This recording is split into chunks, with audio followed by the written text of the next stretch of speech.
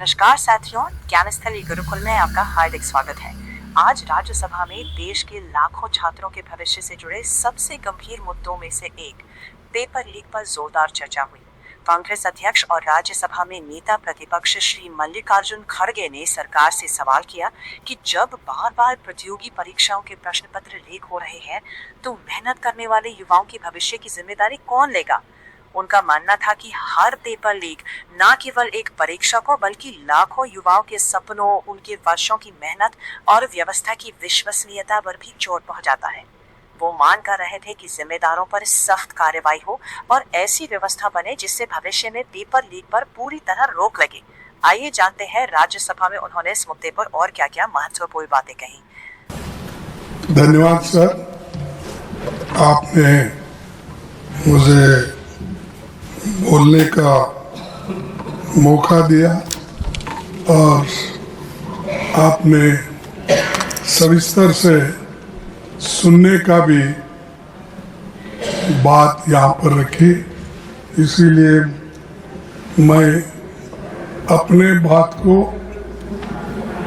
ठीक ढंग से रखूँगा और मैं यही चाहता हूँ कि सरकार के लोग ठीक से सुने और इसका उत्तर वो ठीक से दे, यही मेरी अपेक्षा है और आप मुझे डेफिनेटली सपोर्ट करेंगे, ये मेरी आशा है।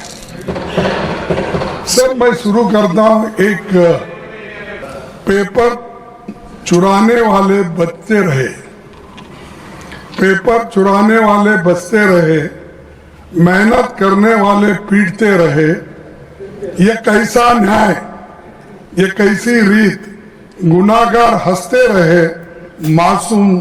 सर, मैं ये इसलिए कह रहा हूं कि पेपर लीक होने से कितने मासूम लोगों का नुकसान हुआ और कितने लोग पीटे गए, कितने माँ बाप परेशान हैं, कितने औरतें बच्चे परेशान हैं। इसको जाहिर करने के लिए ये बात मैंने आपके सामने रखी।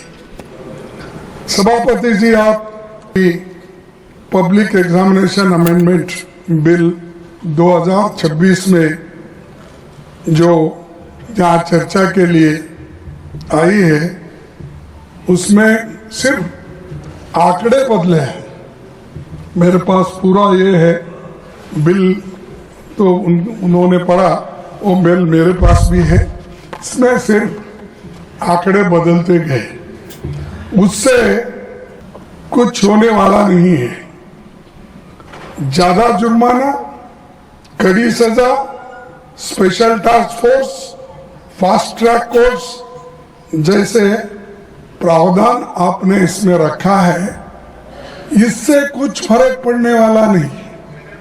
फर्क इससे पड़ेगा आप किस ढंग से इस एग्जामिनेशन को लेके चलेंगे और विदाउट पेपर लीक आप कैसा बनाएंगे, वो उस पे ऊपर निर्भर करता है। नहीं कि इसको हमने बढ़ाया 1 करोड़ से 10 करोड़ किया या 2 महीने से 6 महीने किया, इससे सुधारने वाला नहीं है। तो इसलिए मेरा कहना यह है कि ये तो नई बात तो नहीं है, लेकिन ये जो मजबूत कानून लाने के लिए हमने 2024 में ही इसकी मांग रखी थी, लेकिन तब आपने हमारी इस बात को नहीं माना और उधर से अभी अपने भाषण में कहा कि आप लोगों ने नहीं माना। लेकिन इस मजबूत कानून को ठीक करने के लिए हम बार बार आपके सामने कहते रहे, लेकिन आप किए नहीं। लेकिन 2 साल के बाद आप जो काम कर रहे हैं उसे 2024 में ही क्यों नहीं किया? अब कर रहे हैं 2024 में, यानी 2 साल पहले आप क्यों नहीं किए? क्योंकि तब आपको राजनीति करनी थी, लोकसभा चुनाव सामने थे। राहुल गांधी जी भारत जोड़ो न्याय यात्रा में लगातार पेपर लीक और युवाओं के भविष्य का मुद्दा उठा रहे थे। आप ये करते तो क्रेडिट नहीं मिलता था उस वक्त, इसीलिए आप उसको छोड़ दिए।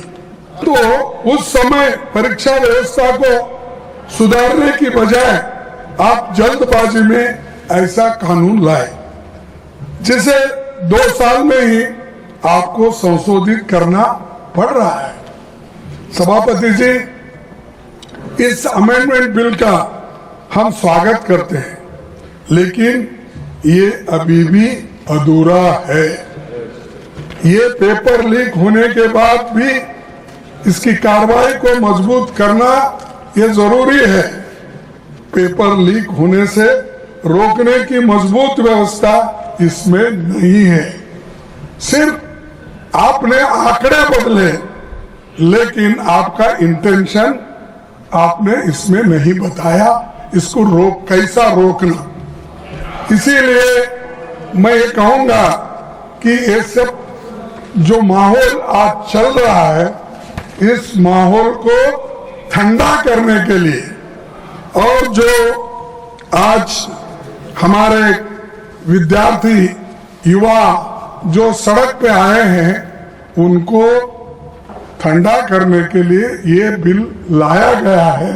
ये है सो समस्या को सुलझाने के लिए नहीं। सभापति जी, पिछले 2 महीने की घटनाओं ने देश को झकझोर दिया है। देश भर के छात्रों और नौजवानों ने परीक्षा व्यवस्था की नाकामियों के खिलाफ आवाज उठाई।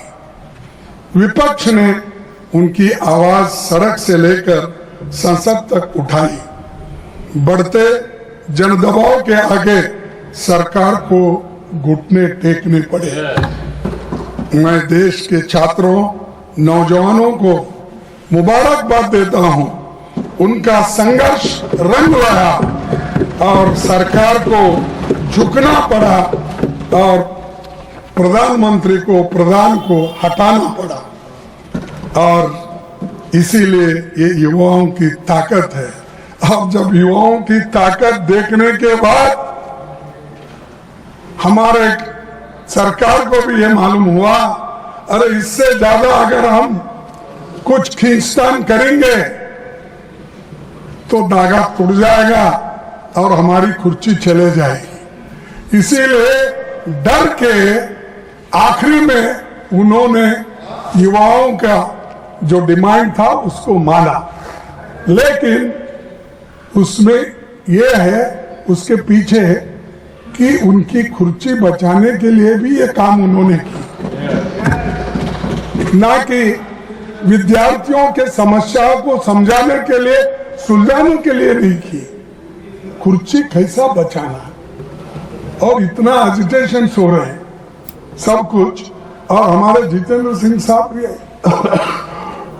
इसको सुलझाने के लिए सड़क पर आना पड़ा, उनको भी कहना पड़ा।